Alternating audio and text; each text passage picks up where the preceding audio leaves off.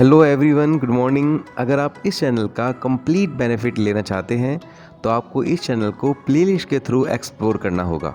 आप जैसे इस चैनल की प्लेलिस्ट को क्लिक करते हैं वैसे ही आपके सामने सारे टॉपिक्स की प्लेलिस्ट आ जाएंगी।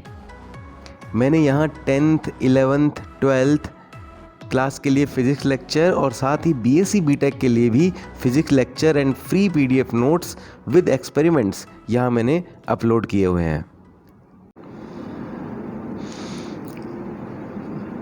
हेलो स्टूडेंट्स, यह है लेक्चर नंबर 20 और आज का टॉपिक है conversion of one system of unit into another.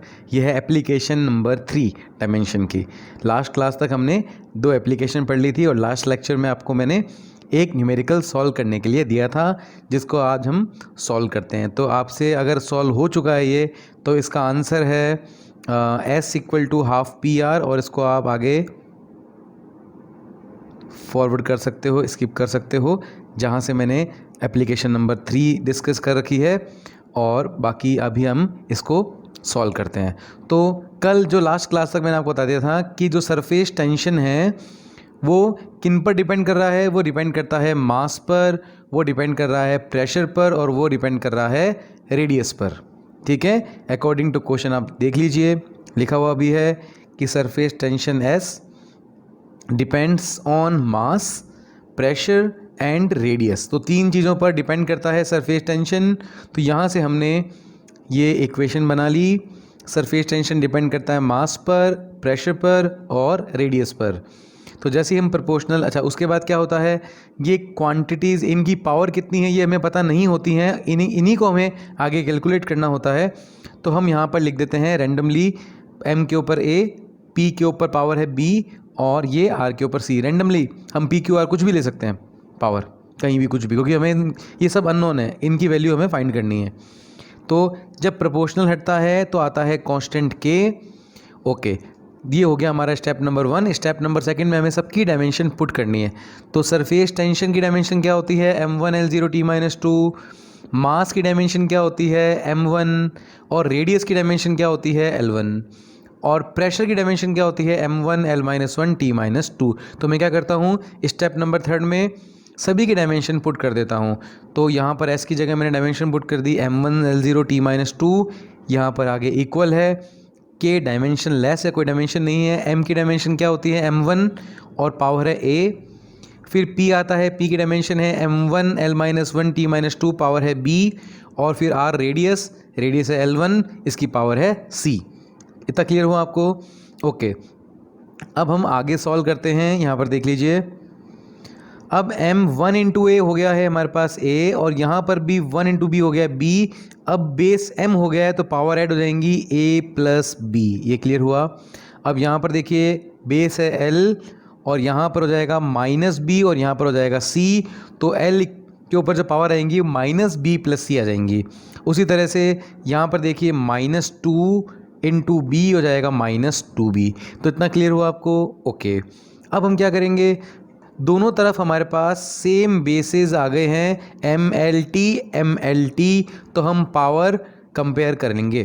तो यहाँ पर देख लीजिए, A + B = हो जाएगा 1, -B + C = हो जाएगा 0 और -2B = हो जाएगा -2। ठीक है, ओके। तो यहाँ पर आप देखिए, कंपेयरिंग द कोफिशिएंट, तो A + B को हमने इक्वेट कर लिया 1 के, -B + C को इक्वेट कर लिया 0 के। तो यहाँ पर -B + C -B, या इधर कह सकते हैं हम C को ट्रांसफ़र करेंगे तो -B = -C और यहाँ से हमारे पास एक रिलेशन आ जाएगा B = C, मतलब B और C इक्वल है। और लास्ट से इससे देखिए, यहाँ से -2B = कितना था, -2B = -2 था। तो यहाँ पर हम लिख लेंगे -2B = -2। यहाँ से देखिए B = आ जाएगा 1, -2 से -2 हो जाएगा कैंसिल, तो B आ जाएगा हमारे पास 1। अब ये कह रहा है B और C इक्वल हैं। अगर B 1 है तो फिर C भी 1 होगा। यहाँ पर B की वैल्यू पुट कर लो 1, इट मीन्स C = 1। तो B भी 1 आ गया और C भी 1 आ गया है। अब इस इक्वेशन में हम B की वैल्यू पुट कर लेंगे। यहाँ पर A + B है, B की जगह हम लिख देंगे 1, इक्वल टू 1, तो 1 से 1 हो गया कैंसिल और ए की वैल्यू आ गई हमारे पास 0। तो अब हमारे पास किस किस की वैल्यू आ गई, तो हमारे पास ए की वैल्यू आ गई 0, बी की आ गई 1 और सी की आ गई 1। अब हमारे पास जो इक्वेशन थी सरफेस टेंशन की वो हम लिख देते हैं। इक्वेशन क्या थी, इक्वेशन थी S equal to K M A P B R C. तो M के ऊपर A की वैल्यू कितनी 0, तो M के ऊपर यहाँ पर हमने लगा दिया 0। अब P की कितनी है B की वैल्यू कितनी 1, हमने लगा दिया 1 और R की वैल्यू है 1। तो 1 1 लिखना नहीं होता है, तो M की पावर 0 का मतलब होता है 1, M की पावर 0 का मतलब होता है 1, किसी की भी पावर 0 1 होती है। P की पावर 1 को हम जस्ट लिख सकते हैं P, और R की पावर 1 को हम लिख सकते हैं नॉर्मली R, 1 नहीं लिखना होता, ठीक है।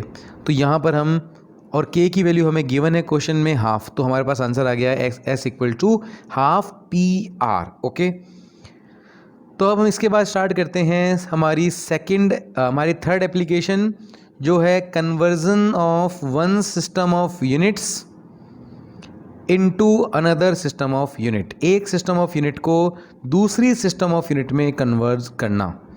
तो इसमें क्या होता है, आपको मैं एक एग्जांपल से समझाता हूँ, ये सारी चीज़ें बहुत इजी है। जैसे मान लीजिए आपने 1 किलो चीनी ली, 1 किलो चीनी, ठीक है। तो आपने बोला 1 kg ऑफ शुगर। एक और बंदा उसी दुकान में आया, उसने बोला मुझे चाहिए है 1000 ग्राम शुगर। तो 1000 ग्राम शुगर, तो क्या आपको सेम क्वांटिटी ऑफ शुगर मिलेगी, तो आंसर है यस। 1 kg और 1000 ग्राम एक ही बात है, लेकिन यहाँ पर क्या क्या चीज़ें बदल गई। पहली बात है न्यूमेरिकल वैल्यू बदल गई, इसकी न्यूमेरिकल वैल्यू 1 है और इसकी न्यूमेरिकल वैल्यू 2 है। क्लियर हुआ, इतना 1000 है, तो ये इसको लिखेंगे n1, न्यूमेरिकल वैल्यू n1 है, और ये न्यूमेरिकल वैल्यू को हम देते हैं n2, क्योंकि अलग अलग है ना, इधर 1 है इधर 1000 है। तो एक को हमने दे दिया नाम n1 और दूसरे को हमने नाम दे दिया n2। अब हम देखें अगर यूनिट, तो यूनिट भी अलग अलग है, इसकी kg है, इसकी ग्राम है। तो kg को हम लिखते हैं u1 और ग्राम को हम देते हैं u2। इतना क्लियर हो आपको। तो यहाँ पर हमारे पास एक इक्वेशन आ गई है n1u1 इक्वल्स टू n2u2। तो इतना क्लियर हुआ आपको, n1u1 equals to n2u2। Okay, तो दोनों क्वांटिटी सेम है, n1u1 equals to n2u2। Okay, अब अगर हम बात करें तो जो u1 है उसको भी हम मास, लेंथ और टाइम में, किसी भी यूनिट को हम किस तरह से रिप्रेजेंट कर सकते हैं। आपने देखा था डायमेंशन में मास, लेंथ और टाइम में। तो हम u1 को रिप्रेजेंट करते हैं मास, लेंथ और टाइम से, और पावर हमें अननोन है तो हमने लगा दिया ABC इक्वल्स टू, यहाँ पर हमारे पास है n2u2, और u2 को भी हम रिप्रेजेंट कर सकते हैं मास, लेंथ और टाइम से। तो यहाँ भी हम लिखेंगे मास, लेंथ और टाइम, और पावर हो जाएगी ABC। लेकिन इस बार क्वांटिटी u2 है, इसलिए हम यहाँ पे लगा देंगे M2L2T2। तो इतना क्लियर हो आपको। तो दोनों क्वांटिटी सेम थी, 1 kg इक्वल टू 1000 ग्राम, 1 को लिखा n1 और kg को लिखा u1, 1000 को लिखा n2, ग्राम को लिखा u2। तो n1u1 इक्वल टू n2u2, और फिर जो यूनिट थी उसको मैंने मास, लेंथ, टाइम में रिप्रेजेंट किया इक्वल, फिर n2 जो u2 था उसको भी मैंने लिखा M2L2T2। ये चीज़ें समझ में आई आपको। यहाँ से अगर मुझे n2 की वैल्यू फाइंड करनी है तो इस पूरे स्टेप को मैं अपॉन में ले आऊँगा। अब ये सारी चीज़ें यहाँ पर हम नोट्स से भी एक बार देख लेते हैं ताकि आप नोट्स बना सकें अच्छे अच्छे। ये देखिए, तो a physical quantity x can be written as x equal to NU। कोई भी फिजिकल क्वांटिटी होती है उसको हम कैसे रिप्रेजेंट करते हैं, एक तो n मतलब न्यूमेरिकल वैल्यू और उसकी unit, just like 1 kg, 1 is numerical value and kg is unit. 1000 gram, 1000 is numerical value and u is, and gram is unit. तो ये पता है आपको, किसी फिजिकल क्वांटिटी को हम x इक्वल्स टू NU से रिप्रेजेंट करते हैं, जहाँ लिखा हुआ है where n is the numerical value of the quantity and u is its unit expressed in terms of mass, length and time. Unit किस में एक्सप्रेस होती है, मास, लेंथ एंड टाइम में। ओके, अब हम आगे देखते हैं physical quantity in first system. First system जैसे हम 1 kg बात कर रहे हैं तो हम लिखेंगे n1u1, तो n1 और ये होगा U1 हो जाएगा M1A L1B T1C। तो यहाँ पर हम इससे पहले लिख लेते हैं फर्स्ट सिस्टम में हम उसको बोल रहे हैं N1 U1, U1 की जगह आ जाएगा M1A L1B T1C। अब physical quantity in second system, second system का मतलब हो जाएगा यहाँ पर x इक्वल्स टू N2U2, क्या आ जाएगा x equals to N2U2। Okay, तो U2 को हम कैसे लिखेंगे M2A L2B T2C। इतना क्लियर हुआ। अब ये दोनों क्वांटिटी तो सेम है, जैसे अभी हमने देखा N1U1 इक्वल टू N2U2 है, तो दोनों को हम इक्वेट कर लेते हैं, इस पूरे को और इस पूरे को हम ऐसे इक्वेट कर लेते हैं। इतना क्लियर हुआ आपको? ओके ओके, अब हम क्या करते हैं, यहाँ से N2 की वैल्यू फाइंड करते हैं। ये पूरी क्वांटिटी आ जाएगी अपॉन में, तो ये आ जाएगा हमारे पास N2 की वैल्यू क्या आ जाएगी M1 M1A L1B T1C, और ये M2A L2B T2C आ जाएगा अपॉन में। इतना क्लियर हुआ आपको? ओके, अब ये तो हो गया हमारा एक एप्लीकेशन नंबर 3 का बेसिक। अब हम इस पर एक एग्जाम्पल परफॉर्म करते हैं। देखिए अल्टीमेटली ये हमें सारे क्वेश्चन हैं, ये बहुत जल्दी करने की आदत भी होनी चाहिए, क्योंकि पहला स्टेप है हमारा कि न्यूमेरिकल हमारा सही हो जाए। पहला स्टेप है, अगर हमारा सही नहीं होएगा तो हम जल्दी कितना भी कर लें, आंसर ही गलत है तो क्या मतलब है। तो पहला हमारा ये ट्राई करना होगा कि हमें हमारा आंसर सही आए, चाहे टाइम थोड़ा ज़्यादा लग जाए। लेकिन उसके बाद हमारा नेक्स्ट प्रोसीजर ये होगा, नेक्स्ट स्टेप ये होगा कि हम आंसर भी निकालें और जल्दी भी करें। ठीक है, मतलब आंसर को, कोई भी क्वेश्चन को हम 2 मिनट के अंदर अंदर सॉल्व कर लें। तो पहले हम पहला स्टेप परफॉर्म करेंगे, मतलब हम पहली बात कि हमारा आंसर सही आए। उसके बाद जब मैं आपको ऑब्जेक्टिव कराऊंगा तो मैं इनकी शॉर्ट ट्रिक भी बताऊंगा और बताऊंगा कि इनको कैसे हम जल्दी कर सकते हैं। ठीक है, तो पहले सही तो हो, उसके बाद देखेंगे जल्दी कैसे हो। तो यहां पर देखिए, कन्वर्ट 10 जूल इंटू अर्ग using dimensional analysis. 10 joule into अर्ग, तो ये जो क्वेश्चन है इसमें हम करते क्या हैं, एक सिस्टम ऑफ यूनिट को दूसरी सिस्टम ऑफ यूनिट में कन्वर्ट करते हैं। तो ये जो जूल है वो किसकी यूनिट होती है, एनर्जी की, और जो अर्ग है ये भी एनर्जी की ही यूनिट होती है, लेकिन सीजीएस सिस्टम में होती है। ठीक है, जैसे फोर्स की क्या होती है ऐसा यूनिट में डाइन, और फोर्स की होती है ऐसा यूनिट में न्यूटन, और सीजीएस में होती है डाइन। वैसे ही वर्क की एसआई में होती है जूल, और सीजीएस में होती है वर्क की अर्ग।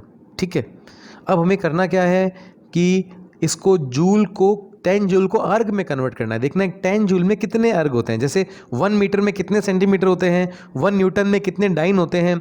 ठीक है, इस तरह से 1 केजी में कितने ग्राम होते हैं, वैसे ही 10 जूल में कितने अर्ग होते हैं। तो कन्वर्ट 10 जूल इंटू अर्ग। तो इसके जो ये क्वेश्चन है वो 3 स्टेप में होगा। सबसे पहले स्टेप नंबर 1, स्टेप नंबर 1 में आपको ये पहचानना होगा कि ये कौन सी फिजिकल क्वांटिटी के बारे में बात हो रही है। यहाँ पर क्या लिखा हुआ है, जूल, तो आपको जूल को देखकर पहचानना होगा कि ये कौन सी फिजिकल क्वांटिटी है। तो जूल किसकी यूनिट होती है, एनर्जी की भी होती है, वर्क की भी होती है। तो यहाँ पर कोई भी आपने मान लो ले लीजिए वर्क, या आपने ले लिया एनर्जी, तो एनर्जी और वर्क की डायमेंशन सेम होती है। क्या होती है एनर्जी की डायमेंशन, M1 L2 T-2। तो सबसे पहला स्टेप है आपको क्वेश्चन पढ़कर ये पता करना होगा कि इसमें कौन सी फिजिकल क्वांटिटी इन्वॉल्व है। जो भी फिजिकल क्वांटिटी इन्वॉल्व होगी उसकी आपको यहाँ पर डायमेंशन लिखनी है। जैसे वर्क है तो लिखना है M1 L2 T-2। अगर मान लो यहाँ लिखा हुआ है जूल की जगह न्यूटन, तो आपको पता लग जाएगा कि ये फोर्स है, तो आपको लिखना है M1 L1 T-2। तो क्लियर हुआ, फिजिकल क्वांटिटी पहचानो, उसकी डायमेंशन लिखो। अब M1 यहाँ पर M के ऊपर जो है उसको कर दो A के इक्वल। तो ये क्योंकि हम देखते थे MA LB TC, तो ये जो लिखा हुआ है इसको लिख दो A। तो A इक्वल टू कितना आ गया, 1। क्लियर हुआ आपको ये चीज़? ओके, अब L के ऊपर क्या है, 2। इसका मतलब ये किसकी वैल्यू है, B की वैल्यू है। तो B कितना आ गया हमारे पास, 2। अब ये T के ऊपर क्या है, T के ऊपर हम लेते थे C, T के ऊपर C लेते थे, तो यहाँ पर कितना है, -2। तो C की वैल्यू आ जाएगी -2। क्लियर हुआ इतना? M के ऊपर जो होता है उसे A लेते हैं, अभी 1 है तो A इक्वल टू 1। L के ऊपर जो होता है उसे B लेते हैं तो B इक्वल टू 2, और T के ऊपर होता है जो हम उसे C लेते हैं, C इक्वल टू -2। तो ये क्लियर हुआ। तो ये हो गया हमारा स्टेप नंबर 1। अब स्टेप नंबर 2 में हम क्या करते हैं, स्टेप नंबर 2 में हम जो हमें गिवन होती है, हमें 10 जूल हमें गिवन है, तो 10 जूल किस में होता है, ऐसा यूनिट में होता है। तो हमें जो गिवन क्वांटिटी है उसका यूनिट हमें यहाँ लिखनी है। हमें क्या गिवन है, SI, तो हमें SI इधर इस कॉलम में लिखनी है। और हमें फाइंड क्या करना है, CGS, तो हमें CGS इस कॉलम में लिखना है, इस कॉलम में। क्लियर हुआ आपको? ओके। अकॉर्डिंग टू, हाँ आपकी भी आप देखोगे ऐसे तो आपके लिए ये राइट है और ये लेफ्ट है। तो लेफ्ट में जो गिवन है, जैसे ऐसा यूनिट गिवन है तो आपको लेफ्ट में लिखनी है, और जो अननोन है उसको आपको राइट में लिखना है। ठीक है। अब यहाँ पर SI यूनिट क्या होती है, जिसमें मास हम लेते हैं केजी में, लेंथ हम लेते हैं मीटर में, टाइम हम लेते हैं सेकंड में, और CGS क्या होती है, जिसमें मास हम लेते हैं सेंटीमीटर ग्राम सेकंड, जिसमें मास हम लेते हैं ग्राम में, लेंथ हम लेते हैं सेंटीमीटर में, और टाइम हम लेते हैं सेकंड में। टाइम दोनों के लिए सेम होता है। अब तो हम क्या करेंगे, यहाँ पर लिखेंगे M1 मास किस में लिया जाता है, केजी में। तो यहाँ पर हम लिखेंगे M1 को 1 kg लेंगे, फंडामेंटल वैल्यू लेंगे। आप कहेंगे सर 1 ही क्यों लेनी है, क्योंकि सबसे कम से कम कितनी होती है, 1। आप कहेंगे सर कम से कम तो पॉइंट में भी होती है, पॉइंट नहीं लेना, इंटीजर वैल्यू लेनी है, तो कम से कम, क्योंकि मास ऐसा यूनिट में केजी में लिया जाता है, इसलिए हम यहाँ पर लेंगे मास इक्वल टू 1 kg। अब लेंथ किस में ली जाती है, ऐसा यूनिट में मीटर में, तो लेंथ को लेंगे 1 मीटर। वैसे ही टाइम को लेंगे 1 सेकेंड, और यह है न्यूमेरिकल वैल्यू। तो हमें क्या दिया हुआ है, 10 जूल। तो न्यूमेरिकल वैल्यू कितनी आ गई यहाँ से, 10। तो यहाँ से हमने लिख दी न्यूमेरिकल वैल्यू 10। ओके। अब हमें फाइंड क्या करनी है, अर्ग क्या होती है, CGS यूनिट होती है। तो यहाँ पर हमें लिखना है, हमें फाइंड करनी है CGS यूनिट। तो CGS में मास कितना होता है ग्राम में, तो M2 को लेना है 1 ग्राम। CGS में लेंथ किस में होती है, सेंटीमीटर में, तो L2 को लेना है 1 सेंटीमीटर। CGS में टाइम किस में होता है, सेकंड में, तो 1 सेकंड लेना है। और सॉरी 10 जूल में कितने अर्ग होते हैं ये हमें नहीं पता, तो हमें यहाँ पे क्वेश्चन मार्क लगा दिया कि कितने अर्ग हैं। यहाँ पर न्यूमेरिकल वैल्यू हमें नहीं पता है, तो यहाँ पर हमें न्यूमेरिकल वैल्यू ही फाइंड करनी है। अब स्टेप नंबर 3 में हम एंटर करते हैं। स्टेप नंबर 3 में कुछ नहीं है, बस हमारा वो फॉर्मूला जो हमने अभी डिराइव किया। तो N2 की वैल्यू कितनी होती है, M1 upon M2A, L1 upon L2B, T1 upon T2C। मैं कहाँ जाऊँ, मैं जाऊँ यहाँ, 1 मिनट। ओके, अब तुम्हारे, मैं बीच में अड़ूंगा नहीं। तो यहाँ पर N1 की वैल्यू कितनी है, 10। M1 कितना है, 1 kg। M2 कितना है, 1 ग्राम। L1 कितना है, एक गलती मैंने कर दी है, आप मत करना, ग्राम को केवल आपको ऐसे लिखना है G। मैं हमेशा, मुझे आदत है ऐसे, मैं ग्राम को ऐसे लिख देता हूँ GM, हालांकि ऐसे नहीं लिखना होता। ठीक है, आपको केवल G ही लिखना होता है। तो मैंने देखो यहाँ भी M2 की वैल्यू 1 ग्राम थी, तो मैंने देखो GM लिख दिया, तो ये मैंने सही नहीं किया है काम। नेक्स्ट आगे से ध्यान रखूँगा मैं, ठीक है, कि ऐसे गलती ना करूँ। तो आप मत करो, लेकिन कोई टीचर होता है वो मार्क्स काट लेगा। ठीक है, तो L1 की वैल्यू मैंने लिख ली 1 मीटर, L2 की वैल्यू लिख ली मैंने 1 सेंटीमीटर, T1 और T2 दोनों ही 1 सेकेंड है। ठीक है, अब मुझे क्या करना है, अब इतना क्लियर हुआ आपको, सबकी वैल्यू पुट की है बस हमने, M1 M2 L1 L2 जो हमने यहाँ से निकाली थी ये वैल्यू सारी, ये वाली वैल्यूज़, ये बस हमने इस फॉर्मूले में ये वैल्यूज़ पुट की है। देखो इतना क्लियर हो गया होगा आपको। अब हमें इसे सॉल्व करना है। अब नीचे ग्राम है, ऊपर केजी है, तो 1 kg में कितने ग्राम होते हैं, 1000 ग्राम, तो हमने लिख दिया 1000 ग्राम। 1 मीटर में कितने सेंटीमीटर, 100 सेंटीमीटर। 1 सेकेंड से 1 सेकेंड कैंसिल आउट, 1 की पावर होगी -2, तो 1 की कोई भी पावर होती है 1 ही आता है। 1 की पावर 3, 1 की पावर कुछ भी आ जाए, चाहे माइनस आए चाहे प्लस आए, 1 ही रहता है, तो ये 1 ही रहेगा वापस से। ओके, अब इसे काउंट करो, यहाँ पर ग्राम से ग्राम कैंसिल हो गया, सेंटीमीटर से सेंटीमीटर कैंसिल हो गया, तो हमारे पास कितना आ गया यहाँ पर। अगर हम इसे सॉल्व करें तो मैं यहाँ पे सॉल्व कर लेता हूँ, 10 मल्टीप्लाई 1000 मल्टीप्लाई, यहाँ पर था 100, सेंटीमीटर कट गया, यहाँ 100 था और उसका भी स्क्वायर था, तो 100। अब आप जीरोज़ काउंट करो, 1 2 3 4 5 6 7 8। ठीक है, तो हमने यहाँ पर लिख दिया 10⁸8। तो हमारे पास क्या आंसर आ गया, हमसे पूछा था 10 जूल में कितने अर्ग होते हैं, तो यहाँ पे लिखेंगे 10 जूल इक्वल्स टू 10⁸8 अर्ग, क्योंकि हमने N2 निकाला ना। होता क्या है, N1 U1 equal to N2 U2, वैसे ही ये N1 आ गया 10, U1 आ गया जूल, और N2 आ गया 10⁸8 और U2 आ गया अर्ग। तो वन सिस्टम ऑफ यूनिट को अदर सिस्टम ऑफ यूनिट में कन्वर्ट करने का ये मेथड होता है। तो ये क्लियर हो गया होगा आपको। तो आज के लेक्चर में केवल इतना ही, बाकी करेंगे नेक्स्ट लेक्चर में।